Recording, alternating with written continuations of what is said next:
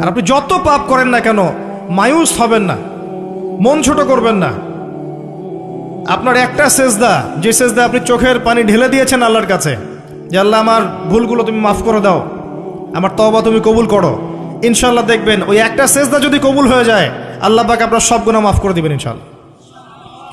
নামাজটা ছাড়েন না, যত পাপ করছেন করেন, আমি বলি নামাজ ছাড়েন না, ইনশাল্লাহ একদিন নামাজই আপনাকে পাপ থেকে বের করে আনবে ইনশাআল্লাহ। আর শয়তান আপনাকে হতাশ করতে চাইবে, শয়তান আপনাকে হতাশ করতে চাইবে যে তুই তো গার্লফ্রেন্ডের সাথে কথা বললি, রাতের বেলা পর্ন দেখলি, তুই তো ফ্রি মিক্সিংয়ে আছিস, তুই মাদক দ্রব্য খাচ্ছিস, তুই কাজে ফাঁকি মারিস, তুই ট্যাক্স আদায় করিস নাই, দুর্নীতি করছিস, তুই আবার নামাজ পড়বি কেন? শয়তান আপনাকে এগুলো বোঝাবে কিন্তু, যে নামাজ তো আমার শোভা পায় না, আমি তো অনেক পাপী মানুষ, এই ধোকায় পা দিবেন না। আপনি নামাজ কন্টিনিউ করতে থাকেন, ইনশাল্লাহ আল্লাহ পাক আপনাকে পাপ থেকে বের করে আনবেন ইনশাল্লাহ। ওই নামাজটা যদি ছেড়ে দেন তাহলে আর কোনো হাতিয়ার বাকি থাকবে না।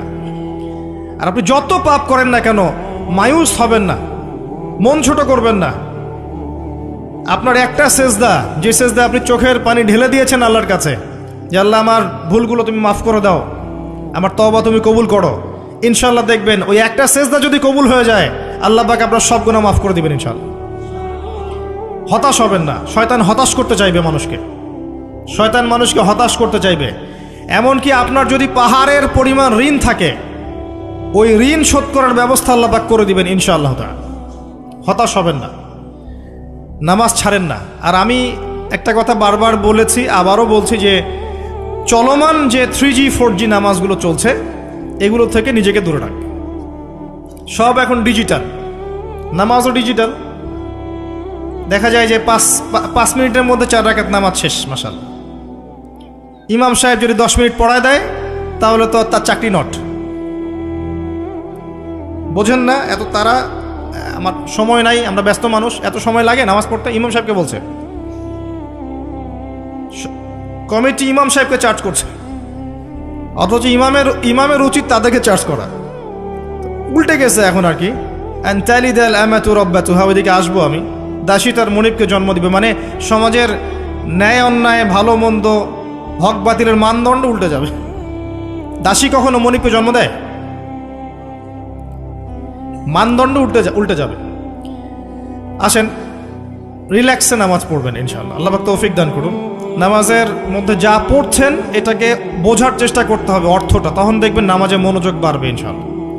তার আগে অজুটাকে ভালো করে করবেন, তাড়াহুড়া করে অজু করবেন না, রিল্যাক্সে অজু করেন, অজুর অঙ্গগুলোকে সুন্দর করে ধন।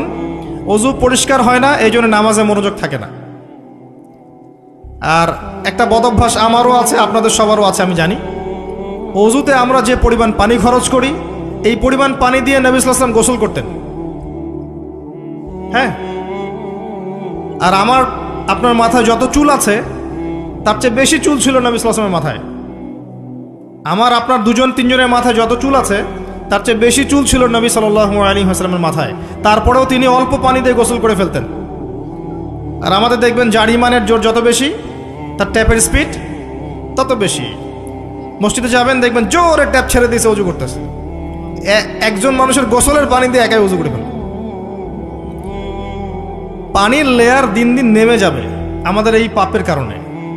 কুল আরাআইতুম ইন আসবাহা মাউকুম গাওরা, সূরা মুলকের শেষ আয়াত পড়ে দেখেন। বলুন হে নবী, তোমরা যদি কখনো সকালে উঠে দেখো যে পানির স্তর সব নিচে নেমে গেছে, পানি নাই, ফামা ইয়াতিকুম বিমাইন মাইন, কোন সেই সত্তা আছে তোমাদেরকে পানি এনে দিবে, প্রবাহমান পানি? দিন দিন ঢাকা শহর সহ বড় বড় যে সিটিগুলো আছে এগুলোর পানির লেয়ার নিচে নেমে যাচ্ছে। আমাদের অপচয়ের কারণে এমন হচ্ছে। প্রচুর পানি আমরা অজুতে অপচয় করি। গোসল দেখবেন শাওয়ার নিচ্ছে, ওই যে আমাদের ডিজিটাল ইয়াজুজ আর মাজুজের বাথরুম যেগুলো আছে, পানি চোষা বাথরুম, মানে 10-20 বালতি পানি দিয়ে শাওয়ার নিয়ে নিবি। হ্যাঁ, আর মহিলা হলে তো কথাই নাই, আরো 10 বালতি এক্সট্রা লাগায়। তো সমস্যা, অজু ঠিক করতে হবে, তারপরে সলাতে মনোযোগ বসবে ইনশাআল্লাহ। আল্লাহ পাক আমাদেরকে সলাত বুঝে আদায় করার তৌফিক দান করুন। মনোযোগ চলে যাবে, যাওয়া আসা করবে, মনোযোগ যাওয়া আসা করবেই, কিন্তু মনোযোগ ধরে রাখার চেষ্টা করতে হবে। ইনশাআল্লাহ তাআলা আল্লাহ পাক যদি ইহসান দান করেন মনোযোগ বাড়বে ইনশাআল্লাহ আযজা ওয়া জাল। আরেকটা টিপস বলবো, সেটা হলো নামাজে সূরাগুলোর মধ্যে ভেরিয়েশন রাখতে হয়। যেমন প্রতিদিন যদি আপনি একই রকম সূরা পড়েন, আমি নিজেও দেখেছি যে আপনি প্রত্যেক ওয়াক্তেই যদি একই সূরা দিয়ে নামাজ পড়ে থাকেন, দেখবেন মনোযোগটা তুলনামূলক কম পাচ্ছেন। তো এক এক রাকাতে যদি আপনি ভেরিয়েশন নিয়ে আসেন, সূরার মধ্যে ভেরিয়েশন বোঝেন তো, বৈচিত্র্য নিয়ে আসেন, আপনি দেখবেন মনোযোগ বাড়বে। খেয়াল করে দেখেন। এবং তাসবিহ তাহলিল যেগুলো করছেন এগুলোর অর্থটার দিকে যদি ফোকাস করেন, মনোযোগ কিছুটা হলেও বাড়বে। আরেকটা কাজ করলে মনোযোগ বাড়বে, প্রত্যেক সেজদায় দোয়া করতে পারলে। সেজদা করছেন, শুধু সুবহান রাব্বিয়াল আ'লা এতটুকু বলে উঠে যাবেন না, কমপক্ষে একটা দুটো দোয়া করেন, একটা দুটো দোয়া করেন সেজদায়। কারণ সেজদায় সবচেয়ে বেশি দোয়া কবুল হয়। আল্লাহ রাসূল সাল্লাল্লাহু আলাইহি ওয়াসাল্লাম বলেছেন, বান্দা সেজদায় আল্লাহর যত কাছে থাকে অন্য কোনোভাবে বান্দা এত কাছে আসতে পারবে না। এবং এখানে তোমরা বেশি বেশি দোয়া করো, নবী সাল্লাল্লাহু আলাইহি ওয়াসাল্লাম বেশি বেশি দোয়া করতে বলেছেন। দোয়ার জন্যে হুজুর ডেকে এত খাওয়ানোর দরকার নাই, নিজে দোয়া করা শেখেন, নিজে দোয়া করা শেখেন। নিজের বাবার জন্যে, মায়ের জন্যে, আপনার আত্মীয় স্বজনের জন্য, আপনার নিজের জন্যে, আপনার স্ত্রী সন্তানের জন্যে, সমাজের জন্যে, উম্মার জন্য, দেশের জন্য আপনি দোয়া করতে শেখেন। আপনার একটা প্রয়োজন, এই প্রয়োজনটাকে আমি বুঝতে পারবো, ওই আবেগটা কি আমার আসবে? আপনার যেটা প্রয়োজন, আপনার আবেগ আপনার আসবে। আপনার সন্তান অসুস্থ, আমি কি বুঝবো সেই ফিলিংসটা কেমন? আপনি বুঝবেন সেই ফিলিংসটা কেমন। অতএব নিজে আল্লাহর সাথে সম্পর্ক করেন। আর আপনি নিজেকে এত ছোট কেন মনে করছেন? আপনিও আল্লাহর সেই বান্দা, যে বান্দা আমি, যে বান্দা আর 10 জন মানুষ। আল্লাহ পাক আপনাকেও ভালোবাসেন, আল্লাহ পাক অবশ্যই আপনাকে ভালোবাসেন। জীবনের দীর্ঘ সময় পর্যন্ত আপনি আল্লাহকে ডাকেন নাই, আল্লাহ আপনাকে ফেলে দেয় নাই। আল্লাহ আপনাকে খাওয়ান, এখনো পরান, বাঁচিয়ে রেখেছেন, আল্লাহ নিয়ামত দিয়েছেন। আল্লাহ আপনাকে ভালো না বাসলে এমনি করেন? আল্লাহ পাক অপেক্ষা করছেন কবে খালি আপনি আসবেন আল্লাহর কাছে, এসে বলবেন আস্তাগফিরুল্লাহ ওয়া আতুবু ইলাইহি। আল্লাহ পাক অপেক্ষা করে বসে আছেন আপনার জন্য। আপনি কোথায় যাচ্ছেন? ফাআইনা তাযহাবুন। আল্লাহ পাক বলেছেন ফাআইনা তাযহাবুন, কোথায় যাচ্ছ তোমরা? কোথায় যাচ্ছেন? টাকার পিছনে, বাড়ি গাড়ি, স্ট্যাটাস, স্ত্রী সন্তান, ভোগবিলাসের পিছনে? আল্লাহ অপেক্ষা করছেন আপনার জন্য। আসেন, সেজদা করেন। ওয়াসজুদ ওয়াকতারিব, সেজদা করেন, নিকটবর্তী হন। আল্লাহ আপনার জন্য অপেক্ষা করছেন। যাবেন না আল্লাহর কাছে? আল্লাহ পাক সবাইকে আল্লাহর কাছে ফিরে আসার তৌফিক দান করুন। এটাই হোক আমাদের কাছে আসার গল্প, এটাই হোক আমাদের কিসের গল্প? কাছে আসার গল্প। আমাদের জেনার গল্প দরকার নাই। ওদের কাছে জেনা হচ্ছে কাছে আসার গল্প, যার ব্যাপারে আল্লাহ বলেছেন লা তাকরাবু জিনা, ওর ধারের কাছেও যেও না, আর তারা ওইটাকে বলবে কাছে আসার গল্প। ইন্না লিল্লাহ ওয়া ইন্না ইলাইহি রাজিউন। আল্লাহ পাক আমাদের যুবক যুবতীদেরকে হেদায়েত দান করুন, পিতা মাতাদেরকে পরিবারে অনুশাসন বজায় রাখার তৌফিক দান করুন। আমাদের এই কাজগুলোর প্রতিফল কিন্তু আমাদেরকে ভোগ করতে হবে। আমাদের মেয়েদের, আমাদের ছেলেদের, তাদেরকে আমরা কিভাবে বড় করছি এটার হিসেব কিন্তু আমাদেরকে চুকিয়ে দিতেই হবে। পিতামাতাদেরকে বলবো সচেতন হয়ে যান। আল্লাহ পাক তৌফিক এনায়েত করুন, আমিন। আর যারা ওই পথে চলে গেছেন তাদের উদ্দেশ্যে একটা কথা বলবো, সেটা হচ্ছে যে এটা একটা মোহ, একটা ভ্রম। বাস্তবতা হচ্ছে যে আপনাকে প্রতিশ্রুতি দিচ্ছে সে আপনাকে অনেক ভালোবাসে, আদতে সে আপনাকে ভালোবাসে না। আদতে সে আপনার অবস্থানকে ভালোবাসে। আপনি আজ হোক আর কাল হোক এটা বুঝতে পারবেন যে সে আপনাকে ভালোবাসে না, আপনার অবস্থানকে ভালোবাসে। আপনার অবস্থান যদি ভালো থাকে সে আপনাকে ভালোবাসবে, অবস্থান ভালো না থাকলে ভালোবাসবে না। একইভাবে আপনি একটা মেয়ের কাছে যে ভোগবিলাস চাচ্ছেন, একটা ছেলে একটা গায়রে মাহরাম মেয়ের সাথে ফ্রি মিক্সিং করলে তার একটাই উদ্দেশ্য থাকে, সেই মেয়েটাকে ভোগ করা। সুযোগ পেলেই সে মেয়েটাকে ভোগ করে ফেলবে। একইভাবে এই মেয়েও দেখবেন আপনার যতটুকু সামর্থ্য আছে, অর্থবিত্ত যা যা আছে, এটাকে সে ইউজ করার চেষ্টা করছে তার স্বার্থে। বাস্তবিক অর্থে দুজন দুজনকে ভালোবাসে না মোটেই, দুজন দুজনের স্বার্থকে ভালোবাসে। ভালোবাসা আল্লাহর পক্ষ থেকে আসে। কখন আসবে? যখন আপনি হালালের উপর থাকবেন, যখন আপনি বিয়ে করবেন হালালভাবে। অচেনা একটা মেয়ের প্রতি দেখবেন আল্লাহ পাক এমন ডিভাইন একটা লাভ দিয়ে দিবেন, ওয়াজআলা বাইনাকুম মাওয়াজ্জাতা ওয়া রাহমা। আল্লাহ পাক তার পক্ষ থেকে উভয়ের মাঝখানে হৃদ্যতা, ভালোবাসা, মহব্বত দান করবেন। বলেন সুবহানাল্লাহ। এটা ডিভাইন, আল্লাহর পক্ষ থেকে আসবে, ঐশ্বরিক। আর বাকিটা হচ্ছে পৈশাচিক, শয়তানি, প্রবৃত্তির দাসত্ব, ভোগবাদী। এগুলো খেয়াল রাখবেন। এতে করে যা হবে, আপনি একবার আপনার ইজ্জত হারায় ফেললে কখনো ফিরে পাবেন না। অদ্ভুত বিষয়, মানে এই বিষয়গুলোকে আমরা কিছু মনেই করি না এখন। আমরা কিন্তু কিছু মনেই করি না, মনে করি এটা একটা মানে সোশ্যাল কালচার, গার্লফ্রেন্ড বয়ফ্রেন্ড থাকবে, একটা সোশ্যাল কালচার। এভাবে যে কত ছেলে কত মেয়ে, লক্ষ লক্ষ কোটি কোটি নিত্যদিন জেনা করছে, আল্লাহ ভালো জানে। আল্লাহ পাক আমাদের যুব সমাজকে হেদায়েত করুন, আমিন। আর যে প্রশান্তির জন্য আপনি তার কাছে যাচ্ছেন, সেটা তার কাছে নাই। প্রশান্তি আছে কোরআনের কাছে, প্রশান্তি আছে নবীর সুন্নায়, প্রশান্তি আছে আল্লাহর জন্য সেজদায়। তার আল্লাহর জন্য আল্লাহকে স্মরণ করে আপনি কাঁদবেন, প্রশান্তি পাবেন। আল্লাহর জন্য কিছু কাজ করবেন, তার দিনের কোনো খেদমত করবেন, প্রশান্তি পাবেন। আল্লাহর কোরআনের 10টা আয়াত মুখস্থ করেন, মনে এমন শান্তি আসবে যেটা আপনি কোথাও পাবেন না।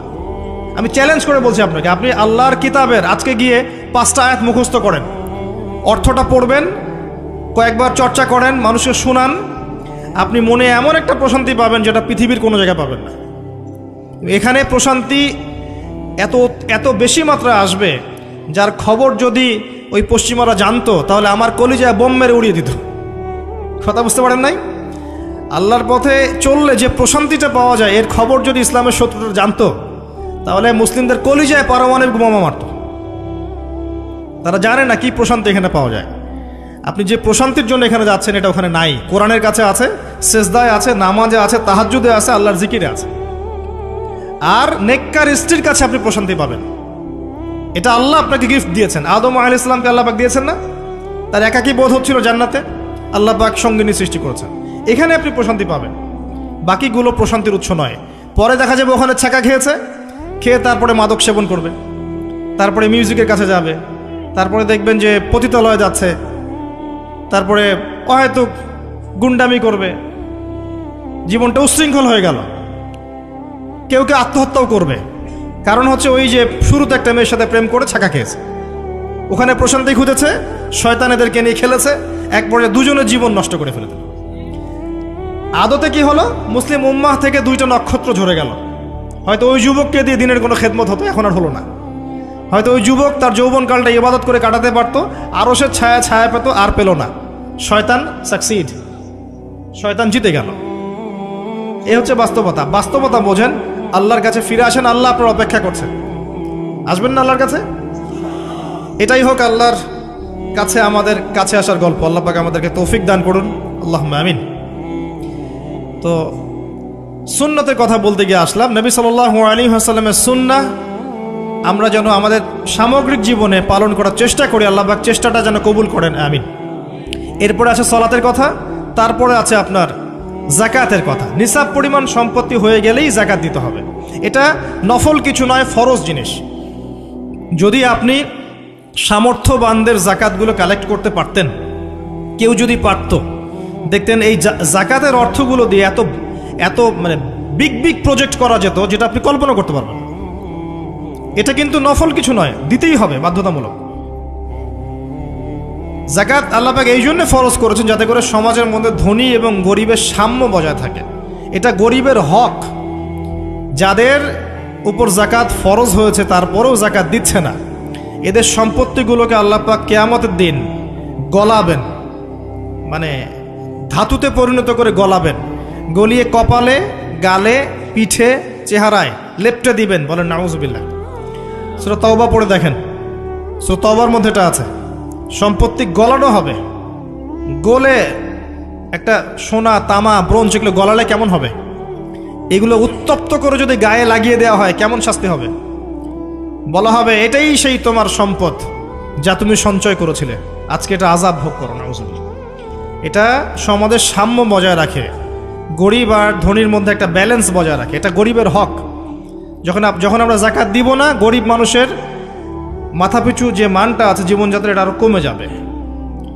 এটাতে শুধুমাত্র একটা রাষ্ট্রেরই উপকার হয় না, ব্যক্তি পর্যায়ে উপকার হয়। যখন ব্যক্তি পর্যায়ে যাকাত চলে যাবে সবার হাতে হাতে, দেখবেন আজকে যে খেতে পারছে না, সে কালকে দুবেলা খেতে পারবে ইনশাআল্লাহ। আর অনেক মুসলিম আছি আমরা যারা সালাত পড়ি, যাকাত দেই না, আছি না? জাকাতকে আমরা ফরজই মনে করি না। যদি বলা হয় ইসলামের 5টা পিলার বলেন, বলবে কালিমা, নামাজ, রোজা, হজ, জাকাত। জাকাত সবচেয়ে শেষে, তাই না? জাকাতকে পাঠাইছে সবচেয়ে শেষে, অথচ আল্লাহ বলেছেন কালিমা, তারপরে সালাত, তারপরে জাকাত, তারপরে সওম, তারপরে হজ। জাকাতকে গুরুত্ব দিন, এটা ইসলামিক অর্থনীতির মূল ভিত্তি।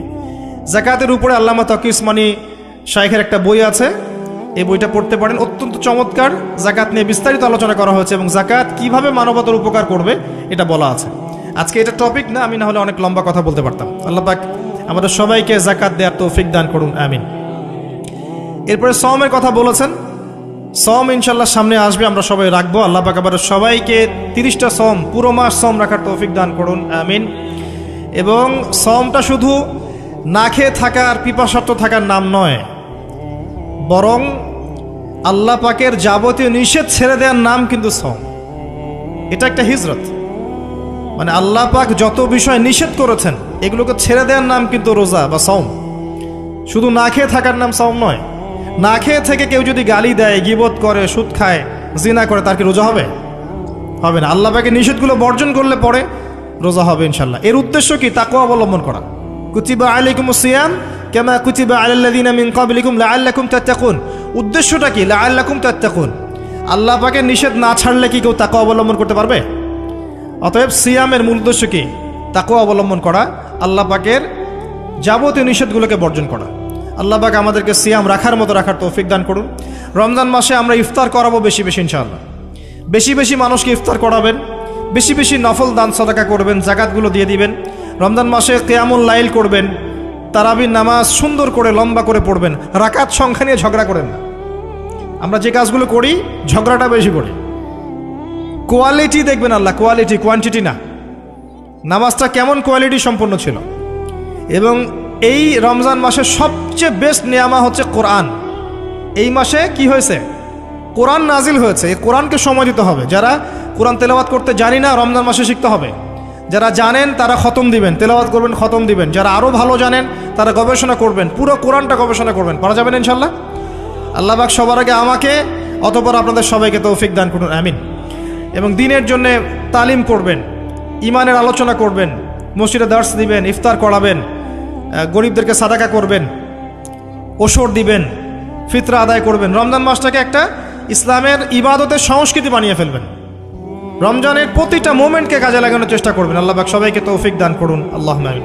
ইফতার একসাথে করবেন, বাসায় সবাই একসাথে ইফতার করবেন। একটা কমিউনিটি, একটা মানে কি বলবো, ইসলামের উৎসব যেন বিরাজ করে। পরিবারের ছোটরা দেখবে যে রমজানে আমরা সবাই একসাথে ইফতার করি। একটা বড় থাল কিনবেন বাসায়, এই বড় থালে খাওয়া কিন্তু সুন্নাত। একটা বড় থাল যেখানে পরিবারের সবাই সদস্য মিলে খাবেন। বাচ্চা কাচ্চা, ছোট ছোট বাচ্চারা দেখে দেখে বড় হবে যে আমরা রমজান মাসে বাবা মা সবার সাথে বসে খেয়েছি এভাবে। ওদেরকে হাদিয়া দিবেন, রোজা রাখলে উৎসাহিত করবেন, রোজা রাখলে গিফট দিবেন, হাদিয়া দিবেন যে আম্মু তোমার বয়স যদিও রোজা ফরজ হয় নাই, রাখার চেষ্টা করো, যদি রাখতে পারো তাহলে আমি তোমাকে একটা গিফট কিনে দেব। রাখতে উৎসাহিত করেন, দেখবেন ইনশাল্লাহ এই চর্চাগুলো পরবর্তীতে ওদের মধ্যে তাকওয়া নিয়ে আসবে ইনশাল্লাহ। আমাদের মনে আছে আমরা যখন ছোট, রোজা ফরজ হয় নাই, আমাদেরকে এভাবে বকশিস দেওয়া হতো, রোজা রাখলে 10 টাকা দেওয়া হবে। তখন অবশ্য 10 টাকার মান এখনকার 100 টাকার চেয়ে বেশি ছিল। আর আপনার টাকার মান দিন দিন কমবেই, কারণ ইসলামিক কারেন্সি যারা বোঝে না তারা এগুলোর সম্পর্কে বিরূপ মন্তব্য করতে পারে। বাট আমরা জানি যে একটা সভ্যতা মানুষের সম্পদ চুষে খাচ্ছে এবং ডে বাই ডে এটা হতেই থাকবে। যাই হোক, ওই টপিকে আর গেলাম না। তো আমাদেরকে পুরস্কৃত করা হতো এভাবে, উৎসাহিত বোধ করতাম। কয়টা রেখেছি? 7টা, তারপরের বছর 10টা, তারপরের বছর 15টা। এভাবে করতে করতে দেখবেন আপনার বাচ্চা রোজা রাখা শিখে যাবে। এবং সওম রাখলে শরীরের কোনো ক্ষতি নাই, উপকার ছাড়া। ক্ষতি আছে? কোনো ক্ষতি নাই, কোনো ক্ষতি নেই উপকার ছাড়া। সবচেয়ে বড় কথা হচ্ছে যারা খেতে পারে না ওদের ফিলিংসটা আপনি বুঝতে পারবেন। আপনিও বুঝতে পারবেন যে না খেয়ে থাকা এটা কেমন। আল্লাহ পাক যে খাওয়াচ্ছেন আমাকে, এটা কত বড় নিয়ামত ছিল। আল্লাহ পাক আমাদের সবাইকে রমজান মাস পর্যন্ত পৌঁছে দিক এবং রমজানে 30টা সওম পুরো মাস রমজানের যাবতীয় কাজের সাথে আদায় করার তৌফিক এনায়েত করুন, আমিন। আর সম্ভব হলে রমজান মাসে উমরা করবেন। সম্ভব হলে রমজান মাসে উমরা করতে পারেন, এটা খুব বড় একটা ইবাদত এবং এটাতে যে নববী রুহানি একটা স্বাদ পাবেন, এটা কিন্তু বলে বোঝাতে পারবো না আমি, আপনি করলে পরে বুঝতে পারবেন।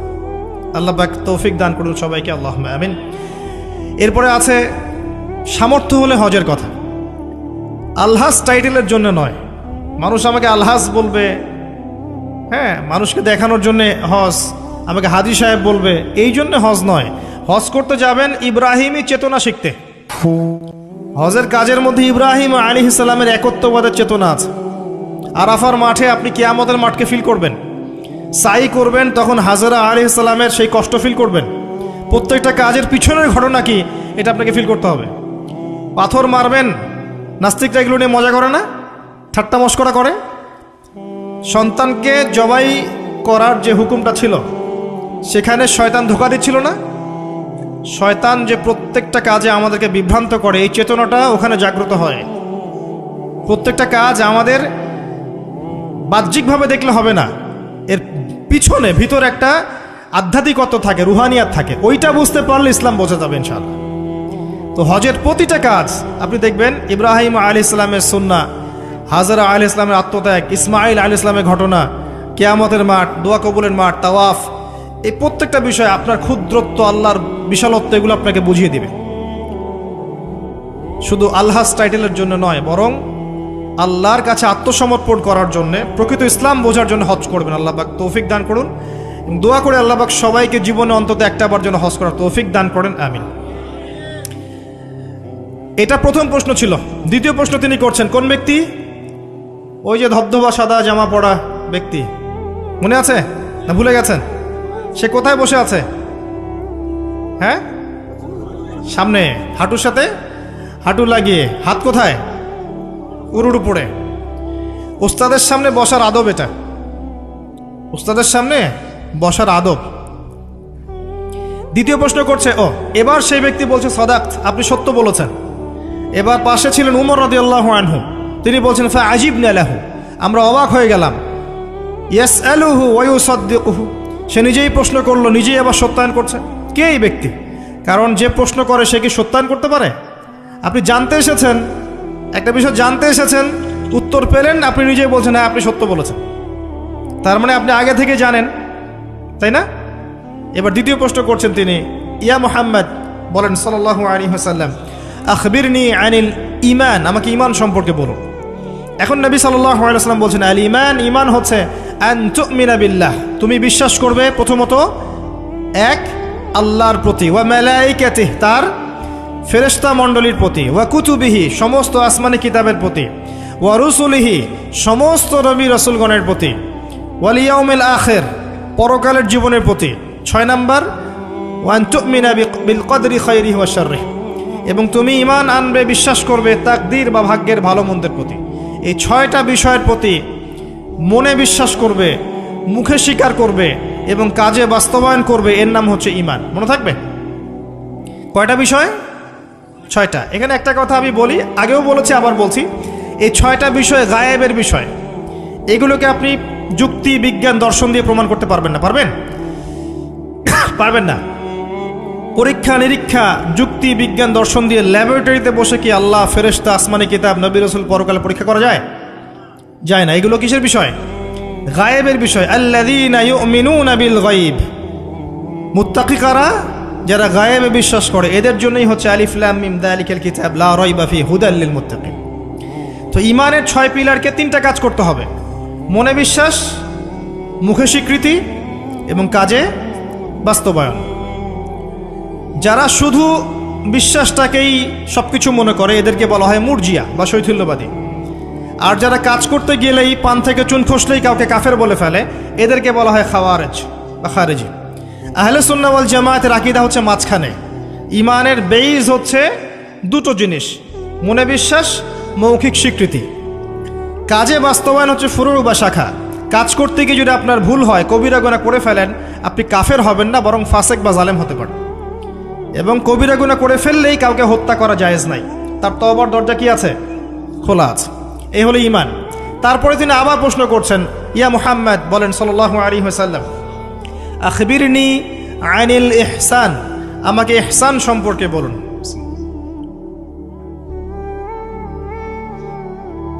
তখন নবী সাল্লাল্লাহু আলাইহি ওয়াসাল্লাম বলছেন, আল ইহসান, ইহসান হচ্ছে আন তা'বুদাল্লাহা কাআন্নাকা তারাহ, তুমি এমনভাবে আল্লাহর ইবাদত করবে যেন তুমি আল্লাহকে দেখতে পাচ্ছ। কথা বুঝতে পারছেন? খুব ডিফিকাল্ট, কথাটা বলা সহজ, আমল করা খুব ডিফিকাল্ট। তুমি এমনভাবে আল্লাহর ইবাদত করবে যেন তুমি আল্লাহকে দেখছো। ওয়া ইল্লাম তাকুন তারাহ ফাইন্নাহু ইয়ারাক, যদি তুমি আল্লাহকে দেখতে না পারো তাহলে জেনে রাখবে আল্লাহ তোমাকে দেখছেন। এই কনসিয়াসনেসের নাম হচ্ছে ইহসান, আত্মশুদ্ধি, আল্লাহ কনসিয়াসনেস। যদি কারোর মধ্যে ইহসান থাকে সে কি পাপ করতে পারবে? সে কেউ যদি ফিল করে যে আল্লাহ আমাকে দেখছেন প্রত্যেকটা কাজে, ইবাদতে, ব্যবসায়, মুআমালাতে, সামাজিক বিষয়ে, চাকরি বাকরি, ওয়ার্ল্ড অ্যাফেয়ার্স, প্রত্যেকটা বিষয়ে যদি কেউ মনে করে আল্লাহ আমাকে দেখছেন, তাহলে কি কারো পক্ষে পাপ করা সম্ভব? এই চেতনাটা আল্লাহ পাক জাগ্রত করতে বলেছেন। আল্লাহ পাক আমাদের সবাইকে আমলে, আকীদায়, মুআমালাতে ইহসান দান করুন, আল্লাহুম্মা আমিন। আর এই ইহসানের সাথে একটা শব্দ সম্পর্কিত, এর নাম হচ্ছে তাকওয়া। একটা আপনাদের এখানে সি বিচ আছে না, ধরেন একটা সি বিচের মধ্যে কিছু কাচের টুকরা ফেলে দেওয়া হয়েছে, ছোট্ট একটা জায়গায় সৈকতে কাচের কিছু টুকরা ফেলে দেওয়া হয়েছে। আপনাকে বলা হলো যে এর উপর দিয়ে হাঁটেন। এখন আপনি কিভাবে হাঁটবেন? নর্মালি হাঁটবেন না পাগুলো ফেলে ফেলে খুব কেয়ারফুলি হাঁটবেন? এই হাঁটাটা হচ্ছে তাকওয়া। এই হাঁটাটার এক্সাম্পল হচ্ছে তাকওয়া। মানে এই কাচের টুকরাগুলো হচ্ছে গুনাহ, শয়তানের ট্র্যাপ, ফাসাকি, জুলুম, অন্যায়, অত্যাচার, পাপ। এখান থেকে বেঁচে বেঁচে আপনাকে পা ফেলতে হবে, এর নাম তাকওয়া। আর কখন ফেলা সম্ভব হবে? যখন আমি ফিল করব আল্লাহ আমাকে দেখছেন। এই কনসিয়াসনেস না থাকলে এটা হবে না। টেবিলের তল দিয়ে আপনি ঘুষ দিচ্ছেন, যে নিচ্ছে সে যদি ওই সময় চিন্তা করে আল্লাহ আমাকে দেখছেন, নিতে পারবে? ব্যবসা করছেন, মাপে ওজন কেউ দেখছে না, কাস্টমার দেখে নাই, আপনিই দেখছেন, বুঝতে পারছেন। আপনি যদি ওই সময় চিন্তা করেন যে আল্লাহ আমাকে দেখছেন, এ দেখে নাই, আপনি কি কম দিতে পারবেন? পারবেন না। বোনের সম্পত্তি আপনি সিস্টেম করে নিতে পারেন, বোন শিক্ষিত না, বোঝে না, আপনি চিন্তা করছেন আল্লাহ তো আমাকে দেখছেন, পারবেন নিতে? প্রতিটা কাজ যদি এতটুকু মানুষ ফিল করে যে আল্লাহ আমাকে দেখছেন, আপনি পারবেন না করতে। এরপরেও যদি পাপ হয়ে যায়, দেন তওবা করে ফিরে আসতে হবে। আল্লাহ পাক সবাইকে তাকওয়া অবলম্বন করে তৌফিক এনায়েত করুন।